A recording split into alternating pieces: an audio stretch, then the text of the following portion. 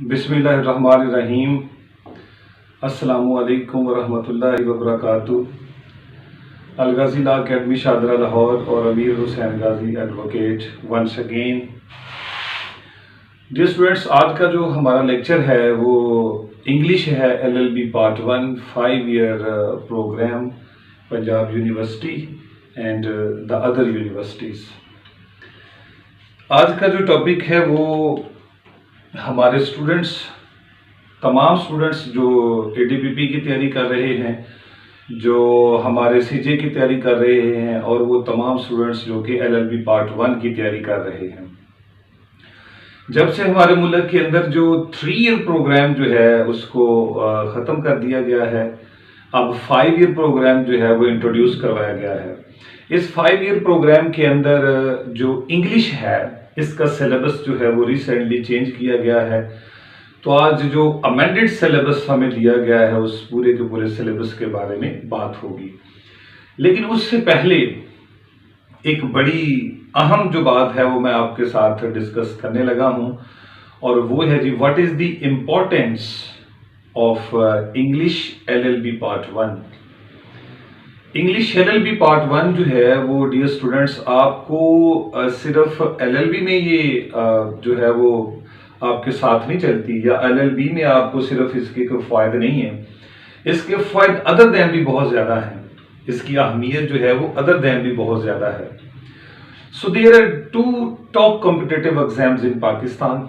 Number 1 is the CSS, Central Superior Service, and the number 2 is the PMS, Provincial Management Service, and number 3 is the one paper MCQs conducted by the FPSC or conducted by the PPSC. So CSS, PMS और one paper MCQs, इन तमाम के अंदर जो है वो English की बड़ी अहमियत होती है। ठीक है, सो सबसे पहले हम बात करते हैं अपने CSS की। तो अगर हम CSS का सिलेबस देखें तो उसके अंदर जो उसका कंपल्सरी पोर्शन है it comprised of 200 marks relating to English. इसमें इंग्लिश के 200 मार्क्स हैं। 100 मार्क्स का हमारे पास ऐसे होता है CSS में, और 100 मार्क्स का जिसमें प्रेसी है, कॉम्प्रिहेंशन है और ग्रामर है, इस पे मुश्तमिल होता है। तो ये जो 200 मार्क्स CSS के अंदर है, ये अगर आप अपना LLB का सिलेबस इंतहाई तवज्जो से, केयर, अटेंशन से आप इसको पढ़ें तो फिर उसके तमाम तर फायद आपको CSS में मिल जाएंगे। क्योंकि आपने LLB पार्ट 1 में भी ऐसे भी पढ़ना है, ग्रामर भी पढ़नी है, प्रेसी भी पढ़नी है, कॉम्प्रिहेंशन भी पढ़नी है। ठीक है जी। सो यहां पे की हुई मेहनत आपको वहां पे भी काम आएगी। सो नंबर 2 है हमारे पास PMS। तो अगर हम PMS का सिलेबस भी देखते हैं तो उसके भी कंपल्सरी पोर्शन के अंदर, कंपल्सरी सब्जेक्ट्स के अंदर भी 200 की इंग्लिश है, जिसमें 100 का ऐसे है और 100 की ग्रामर, प्रेसी और कॉम्प्रिहेंशन का पोर्शन है।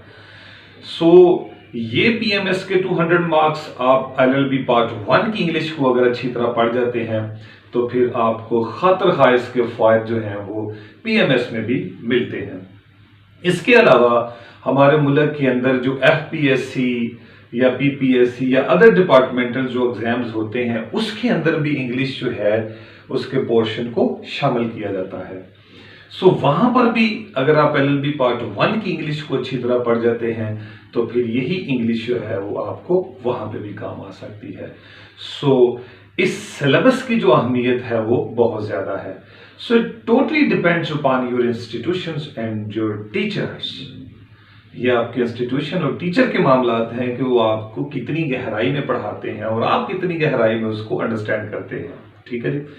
सो डियर स्टूडेंट्स, अपना राइटिंग मटेरियल जो है वो जरूर पास रखा करें जब भी आप मेरे लेक्चर को सुन रहे होते हैं, क्योंकि जब तक आप चीज को लिखेंगे नहीं, अच्छी तरह सुनेंगे नहीं, आपको लेक्चर जो है वो समझ नहीं आएगा। सो हम अब अपने सिलेबस की तरफ चलते हैं जी। LLB पार्ट 1 का जो सिलेबस है इंग्लिश का, बेसिकली इसके 100 मार्क्स हैं। Punjab universities and universities of other provinces and Azad Jammu and Kashmir. So 100 number से इसमें पासिंग मार्क्स जो है वो हमारे 45 होते हैं। और इसमें जो क्वेश्चन है जी, चूंकि सिलेबस न्यूली इंट्रोड्यूस हुआ है, सो क्वेश्चन इसमें 5 भी पूछे जा सकते हैं, 6 भी पूछे जा सकते हैं, 7 तक भी हो सकते हैं, ठीक है जी।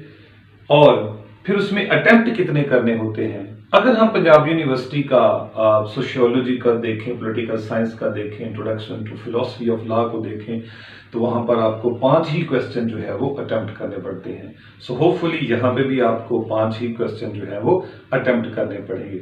टोटल टाइम जो है वो आपके पास 3 घंटे का होता है। 3 घंटे में आपने इस पेपर को कंपाइल करना होता है, ठीक है जी। एक और बड़ी अहम मालूमात ये है कि फर्ज करें क्वेश्चन नंबर 1 है, क्वेश्चन नंबर 1 है तो उसके अंदर आपको ऑप्शन दी जाती है कि या तो आप उसका पार्ट 1 कर लें या पार्ट 2 कर लें, यानी और का लफ्ज होता है, ठीक है जी। सो हर क्वेश्चन के अंदर आपको जो है वो ऑप्शन दी जाती है। So there are basically 3 parts of English relating to LLB part 1। इसके 3 हिस्से हैं, part A, part B and part C. So हम इनको पार्ट वाइज देखते हैं। ये वाला जो सिलेबस है ये टोटली जो है वो स्टूडेंट्स को क्रिएटिव बनाने के लिए दिया गया है। उसकी डे टू डे जो कम्युनिकेशन नीड्स हैं उनको पूरा किया गया है।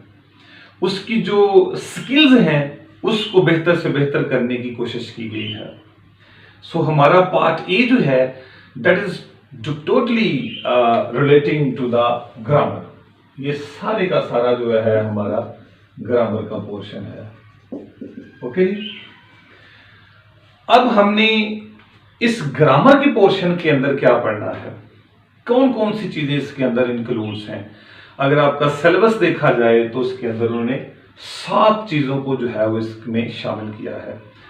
Number 1 is the parts of speech, number 2 the articles, number 3 the phrase, clause and the sentence, number 4 is the punctuation and spelling, number 5 is the active and passive voice, and number 6 is the direct and indirect narration, and number 7 the use of the tenses for the translation. So dear students, ये 7 portion के अंदर आपकी grammar जो है उसको तकसीम कर दिया गया है। सो सवाल हमारे पास हमारे स्टूडेंट्स का ये है कि इसमें कितने नंबर का सवाल आ सकता है और किस तरह आ सकता है। सो डियर स्टूडेंट्स, इसमें आपको 10 नंबर का भी पूछा जा सकता है, 20 नंबर का भी पूछा जा सकता है, 30 नंबर तक भी इस पोर्शन में से सवाल को सिलेक्ट किया जा सकता है। सो सवाल आएगा किस तरह, इसमें से पूछा किस तरह जाएगा। सो 1 बाय 1 हम तमाम टॉपिक्स को देखते हैं, फिर जो है वो एक कंक्लूजन निकालेंगे कि इसके अंदर सवाल जो है वो कैसे पूछा जा सकता है। So number 1 is the parts of speech. So basically there are 8 parts of speech in the English language. Number 1 is the noun, 2 pronoun, verb, adverb, adjective, conjunction, interjection and preposition. Basically ये 8 जो है वो parts of speech है जो कि आपके syllabus का हिस्सा है। अब इन पार्ट्स ऑफ स्पीच में वो आपसे क्या पूछ सकता है, ठीक है, जो है वो तवज्जो से इस बात को सुनना है। पार्ट्स ऑफ स्पीच के अंदर number 1 definition. So what is the definition of noun, pronoun, यानी तमाम की डेफिनेशन पूछी जा सकती है। इन तमाम पार्ट्स ऑफ स्पीच में काइंड्स इनकी पूछी जा सकती हैं। What are the kinds of noun, pronoun, verb, adverb etcetera. फिर तीसरा जो सवाल पूछा जाता है, what are the difference between noun and pronoun, what is the difference between adverb and adjective, ठीक है। सो इस तरह इनके डिफरेंसेस भी पूछे जा सकते हैं। सो चौथी चीज जो इसके अंदर पूछी जा सकती है वो है similarities. What are the similarities between adverb and adjective and noun and pronoun and the verb and the adverb. So differences और सिमिलैरिटीज वो भी इसके अंदर पूछी जा सकती हैं। नंबर 5 में वो आपको करेक्शन पूछ सकता है इनकी, ठीक है जी। एक पैराग्राफ दिया, उसके अंदर नाउन, प्रोनाउन, वर्ब, एडवर्ब की जो गलतियां उनको ठीक करें। फिर इसके अलावा जी फिलिंग द ब्लैंक्स भी दी जा सकती है। उसके अंदर कोई नाउन आना है, उसके अंदर कोई प्रोनाउन आना है, उसके अंदर कोई जो है वो कंजंक्शन आनी है, उसके अंदर कोई प्रपोजिशन का इस्तेमाल होना है, ये भी आपसे पूछा जा सकता है। So dear students, parts of speech में आपको 6 मुख्तलिफ तरीकों से पूछा जा सकता है, ठीक है। So number 2 is the use of the articles A and the. तो इन तीनों की जो है वो इसके डेफिनेशन भी पूछी जा सकती है और तीनों के यूजेस भी पूछे जा सकते हैं। कहां पे ए आना है, कहां पे एन और कहां पे दी का इस्तेमाल होना है। Number 3 is the phrase, clause and sentence. So what is the definition of phrase and the kinds of phrase and the structure of the phrase. So definition of clause, kind of clause and structure of the clause, definition of sentence, structure of sentence, synthesis of the sentence, understand जी। so the use of the sentence, ये तमाम चीजें जो है वो इसके अंदर पूछी जा सकती हैं। so what is the difference between phrase and clause, clause and sentence, ये भी पूछा जा सकता है। so next is the punctuation and spelling, रमूज़ औकाफ। सो जितनी भी पंक्चुएशंस हैं हमारे पास, उन तमाम के बारे में पूछा जा सकता है, ठीक है जी। ये भी हो सकता है what are the different uses of the following punctuations. उसमें comma, full stop, colon, semicolon की ऑप्शन दी जा सकती है कि इनको हम कहाँ पे यूज कर सकते हैं। इस तरह भी आ सकता है, यानी उनके ऊपर नोट लिखना भी आ सकता है, उनके रूल्स के बारे में भी पूछा जा सकता है। दूसरा जो तरीकाकार है वो ये है कि एक पैराग्राफ जो है वो आपको प्रोवाइड कर दिया जाएगा और उस पैराग्राफ के अंदर जो है वो पंक्चुएशन का करेक्ट इस्तेमाल आपने करना है, ठीक है। सो पंक्चुएशन और स्पेलिंग का ये पोर्शन पूछा जा सकता है। Active and passive, active and passive वही बात है जी, 10 दिए जा सकते हैं कि इनको एक्टिव को पैसिव में तब्दील करें। फिर इस तरह डायरेक्ट एंड इनडायरेक्ट नरेशन, फिर उसी तरह 10 नंबर के जो है वो आपको डायरेक्ट दिए जा सकते हैं जिनको आपने इनडायरेक्ट में तब्दील करना होता है। सो तमाम rules relating to active, passive और डायरेक्ट इनडायरेक्ट जो है वो आपको याद होने चाहिए। So number 7 is the tenses, the use of the tenses. So use of the tenses, tense क्यों हम यहां पे ले रहे हैं, टेंसेस आएंगे तो हमारा ये मसला हल होगा, ये होगा, और आगे टेंसेस आएंगे तो हम ट्रांसलेशन का पोर्शन कंप्लीट करेंगे।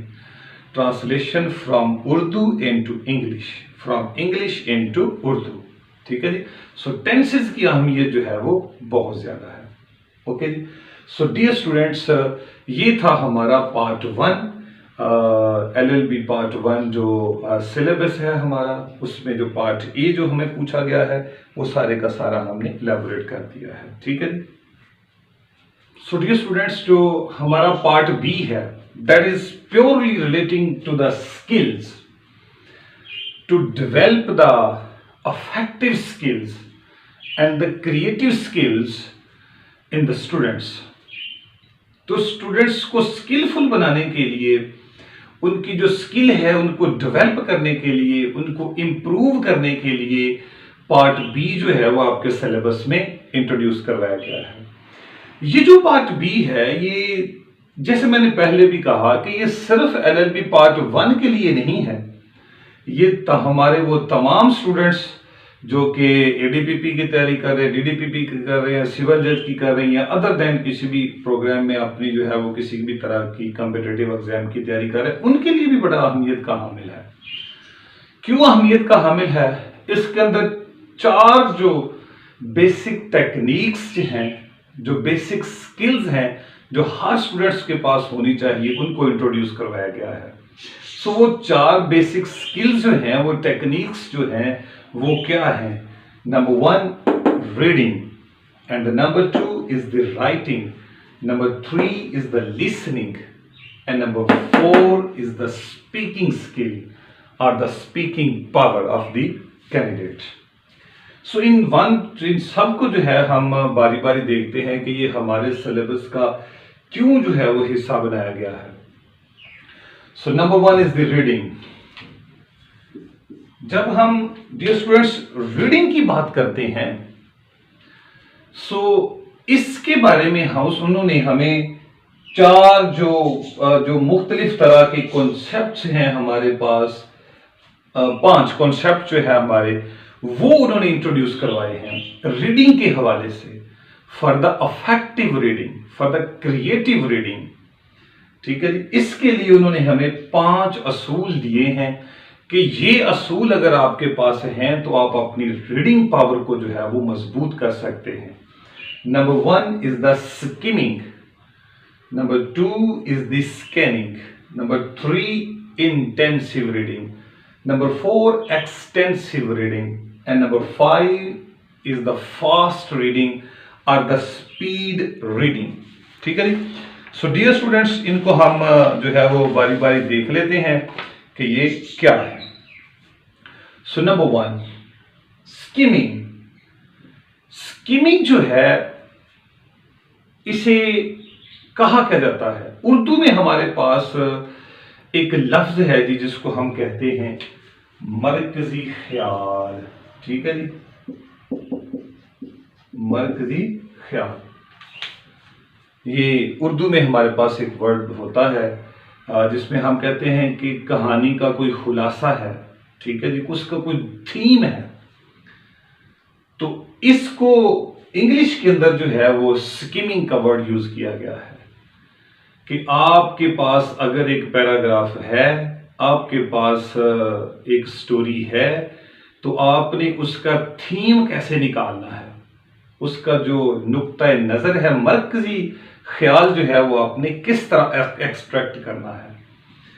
तो इस स्किमिंग के जितने भी रूल्स हैं वो आपको सीखने पड़ेंगे। How to skim, so the rules regarding how to skim, ये तमाम रूल जो हैं वो आपको आने चाहिए। नंबर 2 है दी स्कैनिंग। सो स्कैनिंग के लिए एक बड़ा जो है वो आम सा हम एक कॉन्सेप्ट जो है वो इसके बारे में यूज करते हैं, उसे हम कहते हैं जी असेंशियल और the key points. Okay, scanning को। सो स्कैनिंग जो हमारा स्किमिंग था उसका थीम था, और स्कैनिंग क्या है, उस थीम के अंदर, उस पैराग्राफ के अंदर हमारे जो असेंशियल पॉइंट्स हैं, हमारे जो की पॉइंट्स हैं वो कौन से हैं, उनको हमने कैसे कैच करना होता है। So what is the rules regarding how to scan, understand जी। सो ये सारे रूल जो हैं वो आपको आने चाहिए। हम आपको तमाम तर मिसालें, तमाम तर एग्जाम्पल्स वो देंगे जो आपके सिलेबस का हिस्सा है, यानी फिलॉसफी में से दी जाएंगी, सोशियोलॉजी में से दी जाएंगी, पॉलिटिकल साइंस में से दी जाएंगी। ठीक है जी। सो तमाम मसालों को सामने रखते हुए हम आपको स्किमिंग और स्कैनिंग दोनों का कॉन्सेप्ट इलाबोरेट करेंगे। सो आपने हमारे चैनल के साथ जो है वो रहना है ताकि आपको इनकी वीडियोस जो है वो आप तक पहुंचती जाए। ठीक है। So number 3 is the intensive and extensive reading.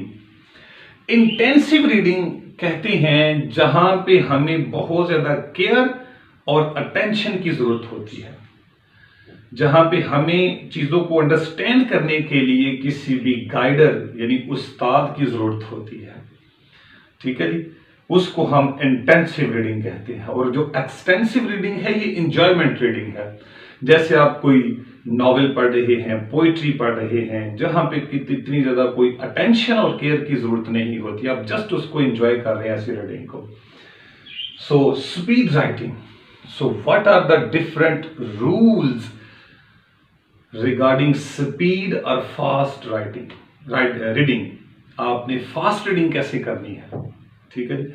So in 5 concepts के अंदर डियर स्टूडेंट्स आपको जो सवाल आ सकता है वो 20 नंबर का भी हो सकता है, वो 15 का भी हो सकता है, वो 10 नंबर का भी हो सकता है। सो सवाल कैसे आएगा, define skim and what are the rules for skimming, define scanning, what are the rules for scanning, and what is the difference between skimming and scanning. इनमें डिफरेंस भी आ सकता है। So what is the difference between intensive and extensive reading. So what are the rules are the procedure for intensive and extensive reading, speed writing. So what are the different rules for fast or speed writing? ठीक है. So dear students, ये जो 5 आपको concepts दिए गए हैं in skimming, scanning, intensive, extensive and speed writing. So what is the objective, what is the purpose behind the introduction of such ideas in your syllabus?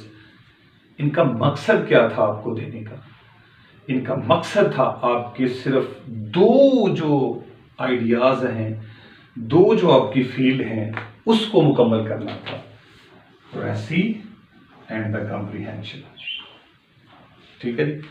आपकी प्रेसी और आपकी कॉम्प्रिहेंशन को मजबूत करने के लिए ये 5 आइडियाज जो है वो इंट्रोड्यूस करवाए गए थे. क्यों?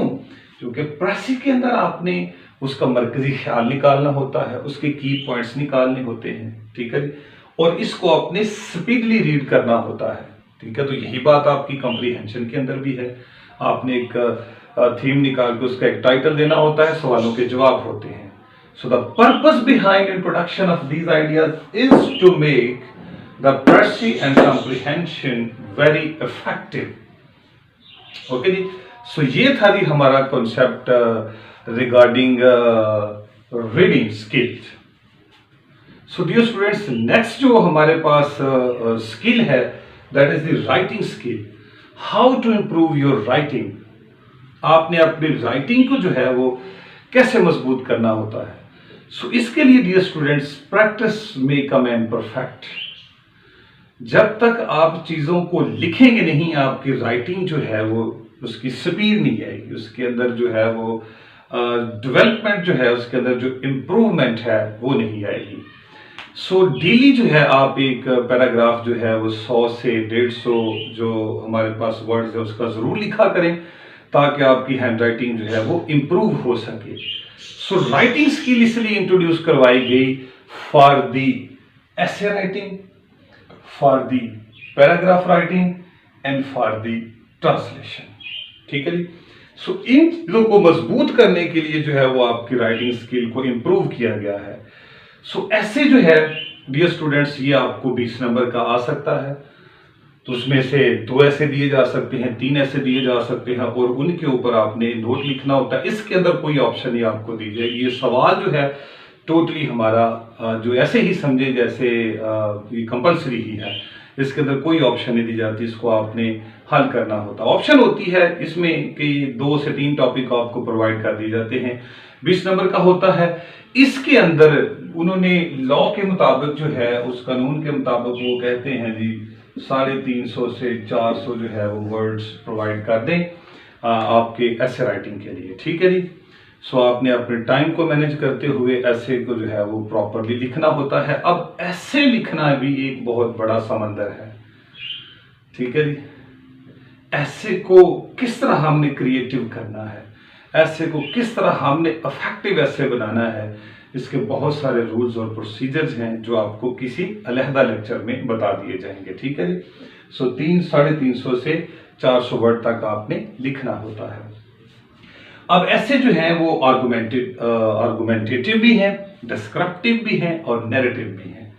ठीक है जी. तो इन एसेस को सामने रखते हुए जो है आप, सो डियर स्टूडेंट्स, नेक्स्ट जो है वो हमारे पास है जी पैराग्राफ. ठीक है जी. So how to write a good paragraph और इफेक्टिव पैराग्राफ. इसके बारे में आपसे 15 नंबर का सवाल भी आ सकता है, 20 का भी आ सकता है, किसके ऊपर चीजों के ऊपर जो है वो पैराग्राफ अपना जो है वो लिखें. मसलन आ सकता है कि what is the side effects of the polluted environment, ये भी हो सकता है. So what are the use and side effects of the medicine, इसके ऊपर भी हो सकता है. ठीक है. तो कोई भी टॉपिक आपको दिया जा सकता है कि इसके ऊपर आप एक पैराग्राफ जो है वो तश्कील करें. So how to write a good paragraph, इसके रूल्स मौजूद हैं जो आपको जो है वो अंडरस्टैंड करवा दिए जाएंगे. इसके बाद है तीसरा राइटिंग में जो आता है वो है ट्रांसलेशन. ठीक है. Translation from English into Urdu और उर्दू इनटू इंग्लिश. इसके लिए टेंसेस जो है वो इंतहाई अहम होते हैं. ये 20 नंबर का सवाल आपको आ सकता है कि पैराग्राफ को जो है वो ट्रांसलेट किया जाए. ठीक है जी. And next is the listening. तीसरा जो हमारे पास कॉन्सेप्ट है वो है जी लिसनिंग का। डियर स्टूडेंट्स, लिसनिंग टेक्निक्स जो है वो इंतहाई अहम है हमारे लिए। ठीक है, लिसनिंग की जो टेक्निक्स है वो इंतहाई अहम है। जब तक आप अच्छा लिसन नहीं कर सकते उस वक्त तक आप उसका कोई पावरफुल जवाब नहीं दे सकते, कोई पावरफुल जो है वो नोट मेकिंग नहीं अपनी कर सकते। ठीक है, किसी भी आप लेक्चर में बैठे हुए हैं, आप किसी जैसे प्रेस कॉन्फ्रेंस होती है उसके अंदर जर्नलिस्ट बैठे होते हैं या आप कोई लेक्चर सुन रहे होते हैं, तो जब तक आपकी लिसनिंग पावर मजबूत नहीं होगी उस वक्त तक आप जो है वो कोई अफेक्टिव अपनी समरी तैयार नहीं कर सकते, अफेक्टिव अपने नोट्स तैयार नहीं कर सकते। ठीक है जी। सो इसके बारे में यानी लिसनिंग के बारे में उन्होंने आपको क्या रिकमेंड किया हुआ है, वो कहते हैं जी डॉक्यूमेंट्री सुन लें मुख्तलिफ। ठीक है जी, डॉक्यूमेंट्रीज ये सुन लें। वो कहते हैं जी शॉर्ट क्लिप्स, ये आप सुन लें। ठीक है जी, अफेक्टिव लिसनिंग के लिए। फिर उन्होंने कहा जी कि number 3 skills for note taking and note making. ठीक है जी, ये इन्होंने इंट्रोड्यूस करवाया। फिर वो कहते हैं listening comprehension activities, listening comprehensive activities. ठीक है जी, लिसनिंग कॉम्प्रिहेंसिव एक्टिविटीज। सो लिसनिंग पावर को मजबूत करेगा, डॉक्यूमेंट्रीज सुना करें, शॉर्ट क्लिप्स जो हैं वो सुना करें, एंड स्किल्स डेवलप करें नोट टेकिंग की और नोट मेकिंग की। फिर लिसनिंग कॉम्प्रिहेंसिव, ये कॉम्प्रिहेंसिव एक्टिविटीज जो हैं, कॉम्प्रिहेंसिव एक्टिविटीज जो हैं वो उसको लिसन किया करें। फिर जो है वो आपकी लिसनिंग पावर जो है वो मजबूत हो सकती है। सो स्टूडेंट्स से इसके बारे में सवाल क्या आ सकता है इस पोर्शन में, 10 नंबर का 15 नंबर का एक सवाल पूछा जा सकता है। सो सवाल ये है जी what are the basic techniques, what are the basic techniques helpful for listening, for the developing of listening skill. ठीक है जी, सवाल मैं दोबारा इसको रिपीट कर रहा हूं जी सवाल को। What are the basic techniques which are helpful for developing listening skill? Okay जी, तो ये सवाल इसके अंदर आ सकता है कि लिसनिंग स्किल को डेवलप करने के लिए जो है वो आपके पास जो बेसिक रिक्वायरमेंट्स हैं वो कौन कौन सी हैं। फिर जो है एक बड़ी अहम बात है note taking and note making है। नोट टेकिंग जो है वो आपने चीज को सुनना होता है, सुना गया जो सुनना होता है। ठीक है जी, और जो नोट मेकिंग है यानी सुन के उसको समराइज तरीके से लिखना होता है। तो डियर स्टूडेंट्स, जब भी आप कोई लेक्चर सुन रहे होते हैं तो ये टेक्निक्स जो है वो आपको आनी चाहिए, इसके रूल्स आपको पता होने चाहिए। सो नोट टेकिंग के रूल्स आने चाहिए और नोट मेकिंग के रूल्स आने चाहिए। नोट टेकिंग मवाद को जो है वो अपने माइंड में इकट्ठा करना, सुनना, एंड नोट मेकिंग उन्हीं मवाद को आगे लेके आपने उसको समराइज तरीके से लिखना होता है। ये भी पूछा जा सकता है skill for note making and note taking. Next है जी स्पीकिंग, प्रेजेंटेशन। ठीक है जी, presentation.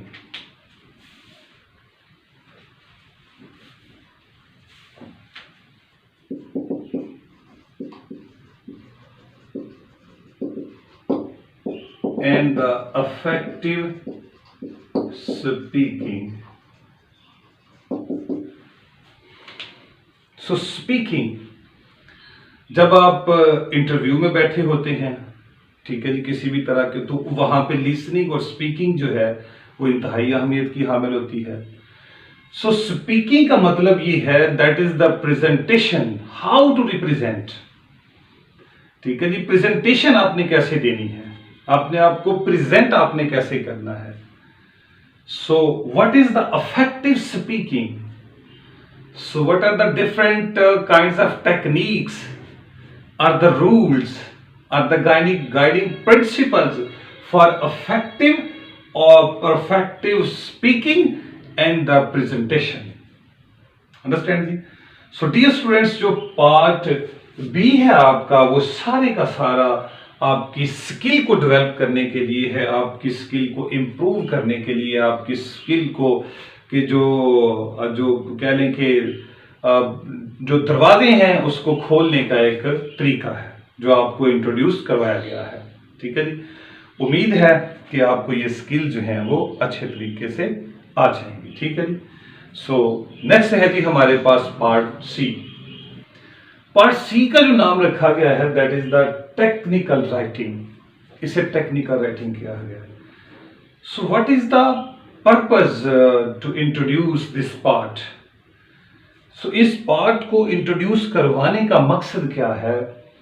To improve the day to day और the day to day needs of the students, to improve the daily life communication needs of the students.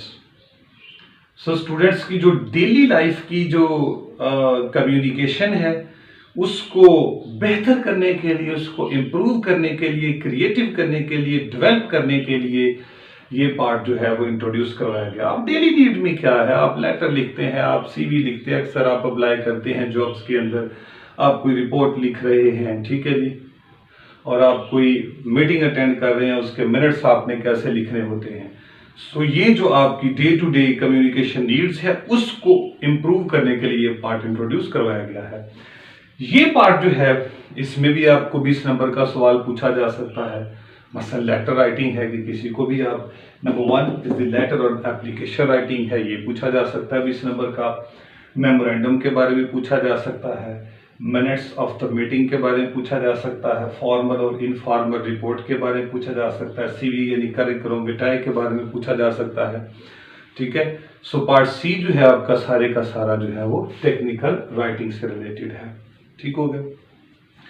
So dear students, ये था आज का हमारा English LLB part 1 का lecture. अगर आपको ये हमारा लेक्चर पसंद आया है तो फिर आप हमारा चैनल जो है उसको ज़रूर सब्सक्राइब करें, लाइक भी करें, शेयर भी करें. इसके अलावा जो मोस्ट इम्पॉर्टेंट बात है डियर स्टूडेंट्स आपके लिए ये है कि अगर आप पाकिस्तान के दूर दराज एरियाज़ में से ताल्लुक़ रखते हैं तो आप मेरा व्हाट्सएप नंबर 0300 4260669 नोट कर सकते हैं और आपको ये तमाम तर जो एक्टिविटी है इसके नोट्स, बेहतरीन नोट्स जो है वो आप तक पहुँचाए जा सकते हैं. और बेहतर तो यही होता है कि आप अपनी फ़िज़िकल क्लास में हमारे पास आएँ. हमारी जो फ़िज़िकल क्लास है उसमें अपनी फ़िज़िकल अपीयरेंस दें ताकि हम आपको जो है वो फेस टू फेस चीज़ों को अच्छी तरह समझाने का हमें मौका मिल सके. आप कोई भी प्रोग्राम पढ़ रहे हैं, चाहे आप CJ का दे रहे हैं पेपर, ADPP है, DDPP है, चाहे आप CSS है, PMS है, 1 पेपर MCQs है, LLB पार्ट 1 है, किसी भी प्रोग्राम के आप स्टूडेंट्स हैं तो आप हमसे रब्ता कर सकते हैं. इंशाल्लाह हम आपकी इंग्लिश को जहां तक आपको ज़रूरत होगी उसको इम्प्रूव करने की कोशिश करेंगे. अस्सलाम वालेकुम.